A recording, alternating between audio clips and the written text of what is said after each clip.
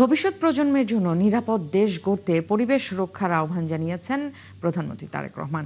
সোমবার সামাজিক যোগাযোগ মাধ্যমে এক ভিডিও বার্তায় প্রধানমন্ত্রী বলেন, যার যার অবস্থান থেকে সবাই যদি দায়িত্ব পালন করে তাহলেই একটি সুন্দর দেশ গড়া সম্ভব।